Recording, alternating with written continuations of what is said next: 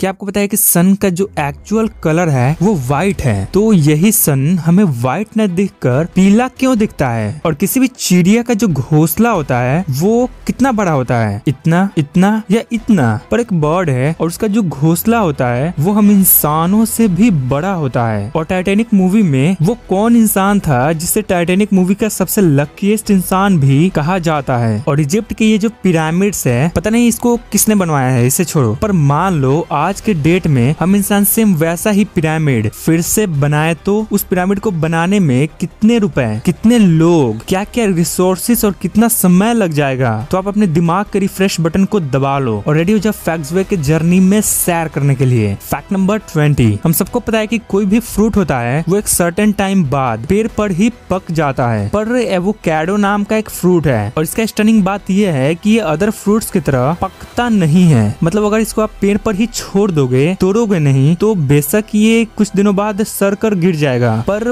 पकेगा नहीं। Fact number 19, बिंटू रोंग नाम का एक जानवर ब्रीड होता है जिसे ओनली बियर कैट के नाम से भी जाना जाता है। तो इसके बारे में एक वियर्ड बात यह है कि ये जो एनिमल है, ये इसका स्मेल जो पॉपकॉर्न होता है ना, एग्जैक्ट वैसा ही स्मेल इस एनिमल का भी होता है। रियली, नेशनल जियोग्राफिक के आप इस आर्टिकल को देख सकते हो। फैक्ट नंबर 18, अगर आपको याद हो तो मैंने पहले ही बताया है कि जुपिटर प्लैनेट का कोई सरफेस नहीं है लाइक अर्थ मार्स, क्योंकि जुपिटर सिर्फ गैस से बना है। तो देखो वहाँ जब भी थंडरिंग होती है ना, तो उसके एटमॉस्फेयर का कुछ ऐसा हॉरिफिक नजारा दिखता है। रियली, ऐसे गैसियस एटमॉस्फेयर में ऐसे बिजली का चमकना। फैक्ट नंबर 17, GTA 5, इस गेम को आपने खेला होगा या नहीं ये तो मुझे नहीं पता, पर इसका नाम आपने जरूर सुना होगा। अगर इस गेम के बारे में मैं आपको थोड़ा सा भी आइडिया दूं तो समझो इस गेम को खेलते वक्त बिल्कुल रियलिस्टिक वर्ल्ड वाली फीलिंग आती है। तो देखो ये गेम इतना रियलिस्टिक फील देता है कि जब आप इस गेम को खेलते खेलते गेम में ही किसी सिटी में पहुंच जाओगे और ऊपर चांद को देखोगे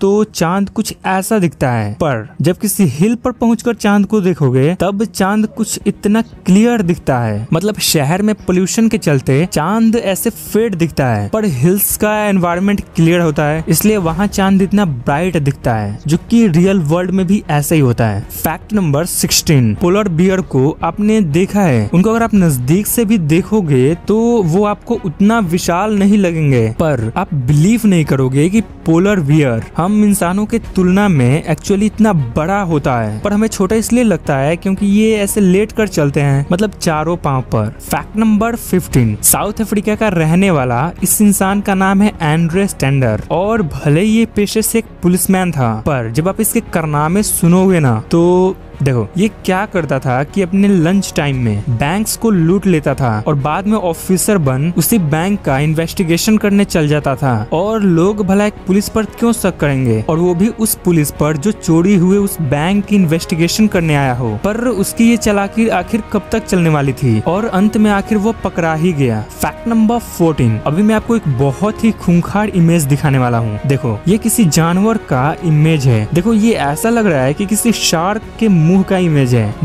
बट ये इमेज है जो छोटे छोटे टर्टल्स होते हैं ना, उनके मुंह के अंदर का इमेज है जो इतना गजब लगता है। फैक्ट नंबर 13, ये इंडोनेशिया के एक चर्च का इमेज है और देखो इस चर्च को देखकर आपको किसी एनिमल की याद आ रही है। जी हाँ, ये जो चिकन होते हैं ना, उन्हीं की तरह ये चर्च रिजेंबल करता है। फैक्ट नंबर 12, अगर आपके पास कोई पेट कैट हो तो देखना सुबह में जब वो कैट सोकर उठती है तो उसके आंखों पर एक छोटा सा व्हाइट फिल्म होता है जिसे कैट्स थर्ड आई भी कहते हैं, और ये एक्चुअली एक मेम्ब्रेन होता है जिसे बहुत सारे एनिमल्स अपने आई को साफ रखने के लिए एज अ वाइपर के तौर पर यूज करते हैं। फैक्ट नंबर 11, आपने इस बाल्ड ईगल्स का जब भी फोटो देखा होगा मेजोरिटी ऑफ द केसेस में ऐसे साइड फोटोग्राफ्स ही देखे होंगे, पर क्या आपने कभी ये सोचा है कि इस ईगल का हमेशा साइड फोटोग्राफ ही क्यों खींचा जाता है? क्योंकि देखो जब इस बाल्ड ईगल का फ्रंट पिक खींचा जाता है तो ये ऐसा आता है, मतलब उतना अच्छा नहीं दिखता। दैट्स वाई ज्यादातर इनका साइड पिक्स ही खींचा जाता है। फैक्ट नंबर 10, एक वेदर फिनोमिनन घटित होता है जिसको कहते हैं लूनर कोरोना। तो इस फिनोमिनन में क्या होता है कि चांद एक राउंड शेप्ड रेनबो से घिर जाता है कुछ कुछ इस तरह से, जिसके बाद कुछ ऐसा व्यू देखने मिलता है। फैक्ट नंबर 9, टाइटैनिक शिप पर जो भी लोग सवार थे वो सब अनलकीस्ट थे, पर टाइटैनिक मूवी में एक बंदा ऐसा है जिसे टाइटैनिक मूवी का सबसे लकीस्ट पर्सन कहा जाता है, और वो इंसान था वो गैम्बलर जो जैक से टाइटैनिक शिप का टिकट हार जाता है, जिसकी वजह से वो टाइटैनिक शिप पर नहीं जा पाता है। और बाकी स्टोरी तो आपको पता ही है। फैक्ट नंबर 8, ईस्ट अफ्रीका में जो आर्मी एंट्स पाए जाते हैं उनका जॉज बहुत स्ट्रॉन्ग होता है, इसलिए वहाँ के जो नेटिव्स होते हैं वे लोग उस एंट के जॉज को